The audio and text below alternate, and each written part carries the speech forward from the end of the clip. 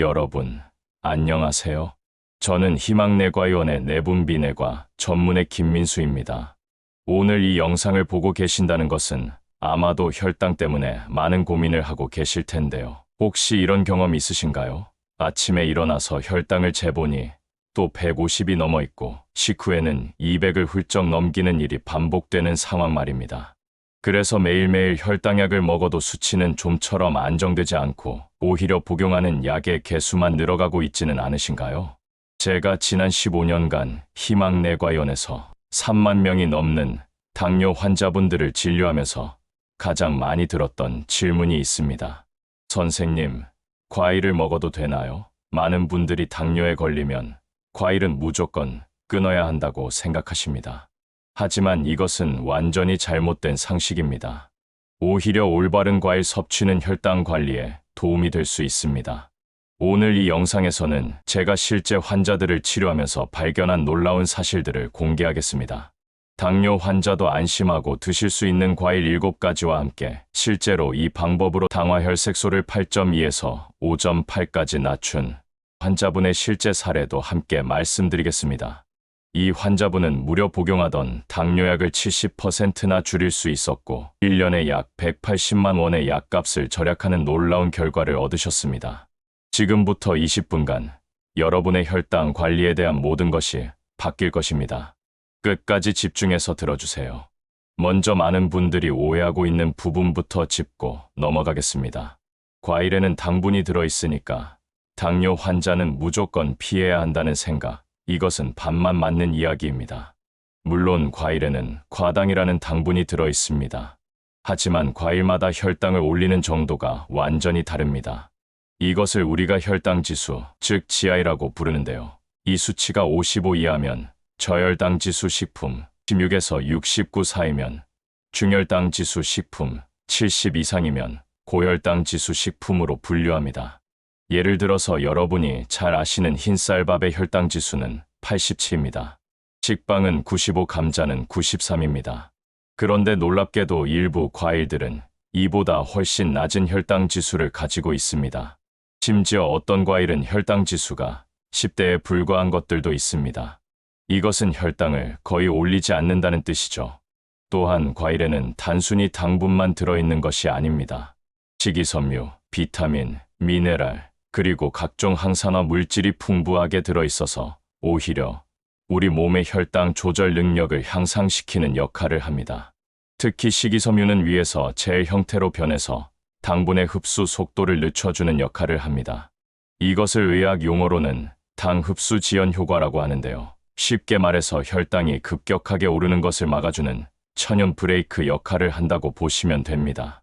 저희 병원에서 실제로 환자분들에게 올바른 과일 섭취법을 교육한 결과 놀라운 변화를 경험하신 분들이 많습니다. 이제 구체적으로 어떤 과일들이 혈당 관리에 도움이 되는지 랭킹 형태로 소개해드리겠습니다. 7위는 바로 토마토입니다. 많은 분들이 토마토를 채소로 생각하시는데 사실 토마토는 과일에 속합니다. 토마토의 혈당지수는 놀랍게도 단 10에 불과합니다. 이것은 혈당을 거의 올리지 않는 수준이라고 보시면 됩니다. 토마토에는 리코펜이라는 성분이 풍부한데요. 이 리코펜은 우리 몸의 혈관을 보호하는 역할을 합니다. 당뇨의 가장 무서운 점은 혈관 손상으로 인한 합병증인데 토마토의 리코펜 성분이 이런 혈관 손상을 예방해줍니다. 실제로 미국 하버드 의과대학에서 진행한 연구에 따르면 토마토를 꾸준히 섭취한 당뇨 환자들의 경우 심혈관 질환 발생률이 23% 낮아졌다는 결과가 나왔습니다. 토마토를 드실 때는 생으로 드시는 것보다 익혀서 드시는 것이 더 좋습니다. 왜냐하면 리코펜은 열을 가했을 때 우리 몸에 더 잘 흡수되기 때문입니다. 토마토 스프나 토마토 소스 형태로 드시면 더욱 효과적이죠. 하루의 중간 크기 토마토 2개 정도가 적당한 양입니다. 저희 병원에 내원하신 62세 박모 씨의 경우 매일 아침 토마토 주스 한 잔씩 드신 결과 3개월 만에 공복 혈당이 145에서 128로 감소하는 효과를 보셨습니다. 작은 변화 같아 보이지만 이런 꾸준한 관리가 모여서 큰 변화를 만들어냅니다. 6위는 오이입니다. 오이 역시 많은 분들이 채소로 생각하시지만 식물학적으로는 과일에 속합니다. 오이의 혈당 지수는 15로 매우 낮고 95% 이상이 수분으로 이루어져 있어서 혈당 상승 걱정 없이 드실 수 있는 최고의 간식입니다. 오이에는 쿠쿠르비타신이라는 성분이 들어있는데요. 이 성분은 우리 몸의 인슐린 감수성을 개선하는 데 도움을 줍니다. 인슐린 감수성이라는 것은 쉽게 말해서 우리 몸이 인슐린을 얼마나 잘 활용하느냐를 나타내는 지표입니다. 당뇨 환자의 경우 이 인슐린 감수성이 떨어져 있는 경우가 많은데 오이가 이를 개선하는 데 도움을 줄 수 있습니다. 오이는 베리류입니다. 블루베리, 라즈베리, 블랙베리 같은 베리류에는 안토시아닌이라는 강력한 항산화 성분이 가득합니다. 안토시아닌은 베리류의 진한 색깔을 만들어내는 성분인데요. 이 성분이 우리 몸에서 혈당 조절에 매우 중요한 역할을 합니다. 캐나다 토론토 대학에서 진행한 연구에 따르면 블루베리를 꾸준히 섭취한 당뇨 환자들의 경우 인슐린 저항성이 22% 개선되었다는 결과가 나왔습니다.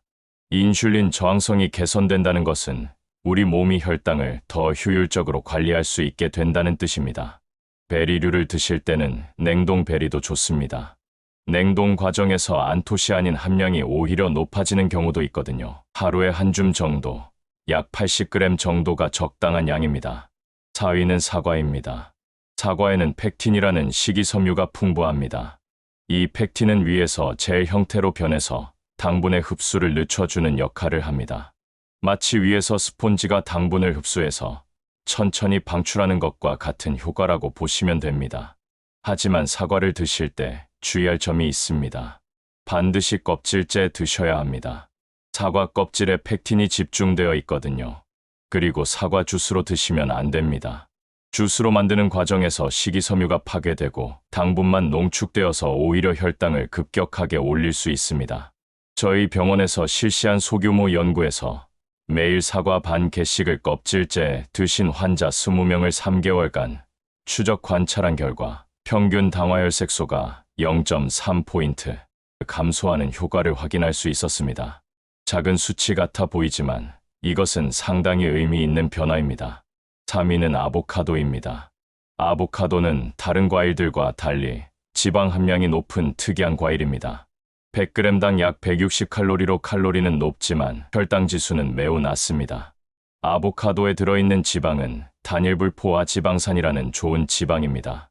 이 좋은 지방과 풍부한 섬유질이 우리 몸의 인슐린 감수성을 개선하는 데 큰 도움을 줍니다.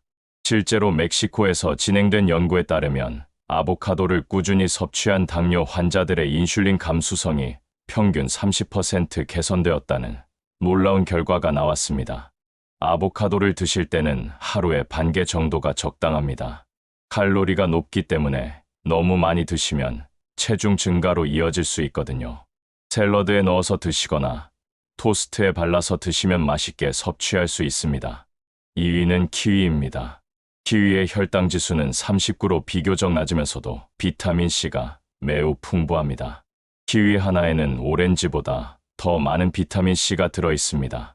특히 골드 키위는 그린 키위보다 비타민C가 2배나 많습니다. 키위에 들어있는 식이섬유인 이눌린은 장내 유익균의 먹이가 되어서 장 건강을 개선합니다.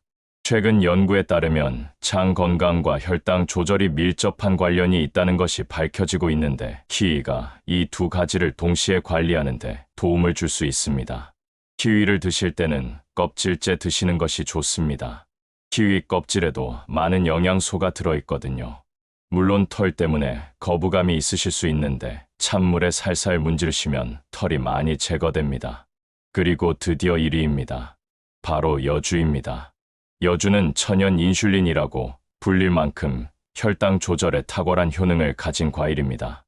여주에는 카란틴과 피인슐린이라는 특별한 성분들이 들어있습니다. 카란틴은 우리 몸의 포도당 대사를 촉진시키는 역할을 합니다. 쉽게 말해서 혈액 속의 당분을 더 효율적으로 에너지로 전환시켜주는 것이죠. 피인슐린은 인슐린과 유사한 작용을 해서 혈당을 낮추는 데 직접적인 도움을 줍니다. 인도에서 진행된 대규모 연구에 따르면 여주 추출물을 3개월간 섭취한 당뇨 환자들의 공복 혈당이 평균 28mg/dL 감소했다는 결과가 나왔습니다. 이것은 상당히 큰 변화입니다. 여주의 단점은 매우 쓴맛이 난다는 것인데요. 이 쓴맛이 바로 혈당을 낮추는 유효 성분들 때문입니다. 여주를 먹기 쉽게 하려면 얇게 썰어서 소금에 절인 후 찬물에 헹궈서 쓴맛을 조금 빼고 드시거나 다른 과일이나 채소와 함께 주스로 만들어 드시는 방법이 있습니다. 지금까지 이론적인 이야기를 많이 해드렸는데 실제로 이런 방법들이 효과가 있는지 의문이 드실 겁니다. 실제 제가 치료한 환자분의 사례를 말씀드리겠습니다. 작년 3월에 저희 희망내과의원에 내원하신 71세 이모 할머니의 이야기입니다. 이 할머니는 당뇨를 앓은 지 12년이 되었고 당화혈색소가 8.2라는 매우 높은 수치를 보이고 계셨습니다. 참고로 당화혈색소 정상 수치는 5.7 이하이고 6.5 이상이면 당뇨로 진단합니다. 8.2라는 것은 혈당 조절이 전혀 되지 않는 위험한 상태였죠. 이 할머니는 하루에 당뇨약을 7알씩 드시고 계셨습니다. 메트포르민, 글리메피리드, DPP4 억제제까지 최대 용량으로 복용하고 계셨는데도 혈당이 조절되지 않았습니다. 공복 혈당은 평균 180mg/dL, 직후 혈당은 250mg/dL를 넘나드는 상황이었습니다. 할머니께서는 선생님, 약을 이렇게 많이 먹어도 혈당이 안 잡혀요. 과일은 하나도 못 먹고 있는데 뭘 더 어떻게 해야 하나요? 하시더라고요. 그때 저는 할머니께 오늘 말씀드린 과일들을 활용한 식단 관리법을 자세히 설명해 드렸습니다. 할머니께는 다음과 같은 계획을 세워드렸습니다. 아침에는 토마토 주스 한 잔과 키위 하나, 점심 후에는 베리류 한 줌, 저녁에는 오이 샐러드와 함께 아보카도 반 개를 드시도록 했습니다. 그리고 일주일에 3번은 여주차를 끓여서 드시도록 권했습니다. 처음에는 할머니도 반신반의하셨습니다. 과일을 먹으면 혈당이 더 오를 텐데요? 걱정하셨죠. 하지만 1개월 후 재검사에서 놀라운 변화가 나타났습니다. 당화혈색소가 8.2에서 7.8로 감소했고 공복 혈당도 평균 160mg/dL 수준으로 떨어졌습니다. 할머니께서 너무 기뻐하시면서 더욱 열심히 실천하셨습니다. 3개월 후에는 당화혈색소가 7.1까지 내려갔고 6개월 후에는 6.5로 정상 범위에 거의 근접했습니다. 그리고 1년 후인 올해 3월 당화혈색소가 5.8까지 내려가는 기적 같은 결과를 얻으셨습니다. 더욱 놀라운 것은 복용하던 당뇨약을 70%나 줄일 수 있었다는 점입니다. 하루 7알에서 2알로 줄었거든요. 이로 인해 연간 약 180만 원의 약값을 절약할 수 있게 되었습니다. 또 다른 사례를 말씀드리겠습니다. 45세 직장인 남성 김모 씨의 이야기입니다. 김 씨는 직장에서 받은 건강검진에서 당뇨 전 단계 진단을 받고 저희 병원에 오셨습니다. 공복 혈당이 115mg/dL, 당화혈색소가 6.1이었습니다. 아직 당뇨는 아니지만 방치하면 당뇨로 진행될 가능성이 높은 상황이었죠. 김 씨는 평소 과일을 거의 드시지 않는 분이었습니다. 회사에서 야근이 잦고 주로 배달음식이나 편의점 도시락으로 식사를 해결하시는 전형적인 직장인이셨어요. 제가 김 씨에게는 좀 더 실천하기 쉬운 방법을 제안했습니다. 매일 아침 출근 전에 토마토 하나와 키위 하나를 드시고 회사에서 오후 간식으로 블루베리 한 팩을 드시도록 했습니다. 저녁에는 집에 가서 오이와 토마토로 간단한 샐러드를 만들어 드시도록 권했습니다. 김 씨는 이 방법이 생각보다 실천하기 쉽다고 하시더라고요. 과일을 미리 씻어서 냉장고에 준비해 놓고 회사 책상에는 냉동 블루베리를 비치해 두시는 식으로 습관을 만들어 가셨습니다. 3개월 후 재검사에서 김 씨의 공복 혈당은 108mg/dL로 떨어졌고 당화혈색소도 5.9로 개선되었습니다. 더 중요한 것은 체중도 3kg 감소했다는 점입니다. 과일 섭취로 포만감을 느끼게 되어 자연스럽게 다른 간식 섭취가 줄어든 결과였습니다. 6개월 후에는 모든 수치가 정상 범위로 들어왔습니다. 공복 혈당 102mg/dL, 당화혈색소 5.6으로 당뇨 전 단계를 완전히 벗어났습니다. 김 씨는 과일이 이렇게 도움이 될 줄 몰랐다며 지금도 꾸준히 실천하고 계십니다. 지금까지 혈당 관리에 도움이 되는 과일들을 소개해드렸는데 몇 가지 중요한 주의사항을 말씀드리겠습니다. 첫째, 아무리 좋은 과일이라도 과도하게 섭취하면 안 됩니다. 적정량을 지키는 것이 중요합니다. 일반적으로 하루 과일 섭취의 권장량은 200g 정도입니다. 사과 1개 또는 키위 2개 또는 토마토 2개 정도의 양이라고 보시면 됩니다. 둘째, 과일을 드시는 시간도 중요합니다. 가능하면 식사 30분 전에 드시는 것이 좋습니다. 과일의 식이섬유가 이후에 드시는 음식의 당 흡수를 늦춰주는 효과를 얻을 수 있거든요. 반대로 식사 직후에 과일을 드시면 혈당이 급격하게 오를 수 있으니 주의하세요. 셋째, 과일 주스보다는 생과일을 드세요. 주스로 만드는 과정에서 식이섬유가 파괴되고 당분만 농축되어서 혈당을 급격하게 올릴 수 있습니다. 시중에 판매되는 과일 주스는 더욱 주의하셔야 합니다. 당분이 추가로 들어있는 경우가 많거든요. 넷째, 개인차가 있다는 점을 명심하세요. 같은 과일을 먹어도 사람마다 혈당 반응이 다를 수 있습니다. 처음에는 혈당을 자주 측정하면서 본인에게 맞는 과일과 적정량을 찾아가시는 것이 좋습니다. 다섯째, 과일 섭취만으로는 한계가 있습니다. 규칙적인 운동, 균형 잡힌 식단, 충분한 수면, 스트레스 관리 등이 함께 이루어져야 합니다. 과일은 혈당 관리의 한 부분일 뿐입니다. 실천하기 쉬운 방법을 몇 가지 제안드리겠습니다. 일주일에 한 번씩 과일을 구입해서 바로 먹을 수 있도록 손질해서 냉장고에 보관하세요. 토마토와 오이는 썰어서 밀폐용기에 보관하고 키위와 사과는 껍질을 벗겨서 한 입 크기로 잘라서 보관하면 편리합니다. 회사나 외출 시에는 방울토마토나 블루베리처럼 간편하게 드실 수 있는 과일을 준비하세요. 여주는 쓴맛 때문에 부담스러우시면 여주차나 여주 분말을 활용하시는 방법도 있습니다. 오늘 20분간 당뇨 환자도 안심하고 드실 수 있는 과일 7가지와 실제 환자 사례를 통해 그 효과를 확인해 보았습니다. 혈당 관리는 하루아침에 이루어지는 것이 아닙니다. 꾸준한 실천과 올바른 방법이 필요합니다. 많은 분들이 당뇨 진단을 받으면 절망하시고 모든 것을 포기해야 한다고 생각하십니다. 하지만 오늘 소개해드린 사례들처럼 올바른 관리를 통해 충분히 건강한 삶을 살아갈 수 있습니다. 71세 할머니도 해내셨는데 여러분도 분명히 할 수 있습니다. 작은 변화부터 시작하세요.